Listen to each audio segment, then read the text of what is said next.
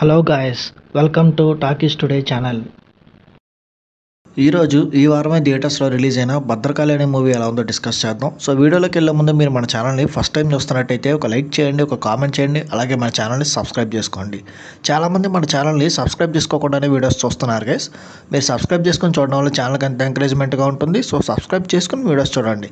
ఇంకా లేట్ చేయకుండా వీడియోలోకి వెళ్ళిపోదాం. Let's get started. తెలుగు ఆడియన్స్కి బాగా పరిచయం ఉన్న తమిళ హీరోస్లో multi talented actor Vijay Antony కూడా ఒకరు. డిఫరెంట్ మూవీస్తో మనందరినీ అలరిస్తున్న విజయ్ ఆంటనీ నుంచి వచ్చిన లేటెస్ట్ మూవీయే భద్రకాళి. మరి ఈ సినిమా ఎలా ఉందో ఇప్పుడు చూద్దాం. సెక్రటేరియట్లో ఒక మీడియేటర్గా పనిచేసే కిట్టు తన ఇన్ఫ్లుయెన్స్తో బికారిని కుబేరుడిగా చేయగలడు, అలాగే ఒక ఎస్ఐని కానిస్టేబుల్గా మార్చేయగలడు. ఇలా ఎంతోమంది పవర్ఫుల్ వ్యక్తులే కిట్టుకి ఏ పని కావాలంటే ఆ పనికి తగిన మూల్యాన్ని చెల్లించుకుంటూ వస్తారు.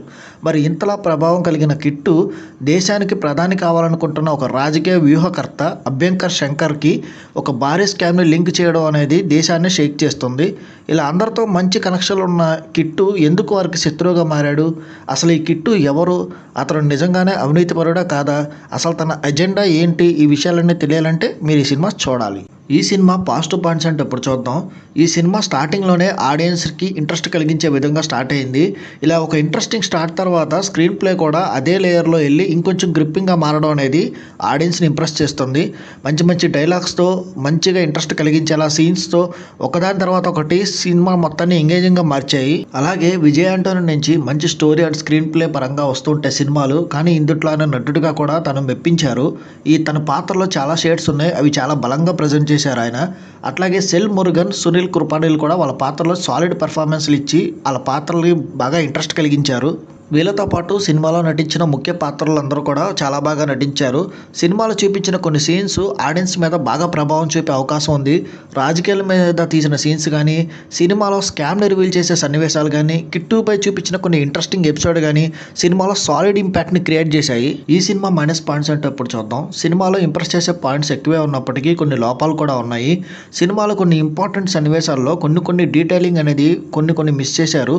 అట్లాగే సినిమాలో కొన్ని ఎక్కువ పాత్రలు ఉన్నాయి, ఆ పాత్రలు ప్రాపర్గా డిజైన్ చేసుకోలేదు అనిపించింది. ఇంటర్వల్ బ్యాంక్ ఇంకొంచెం బాగుండేది అనిపించింది. ఈ సినిమా టెక్నికల్ డిపార్ట్మెంట్స్ చూసుకున్నట్టయితే ఈ సినిమా ప్రొడక్షన్ వాల్యూస్ చాలా బాగున్నాయి.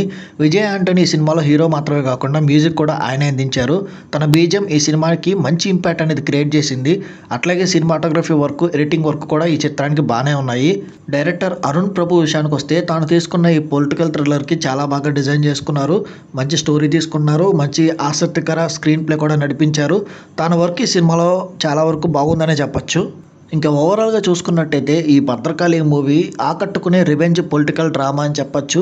విజయ్ ఆంటనీ తన క్యారెక్టర్లో షైన్ అయ్యారు. సినిమాని నడిపించిన విధానం కూడా చాలా బాగుంది.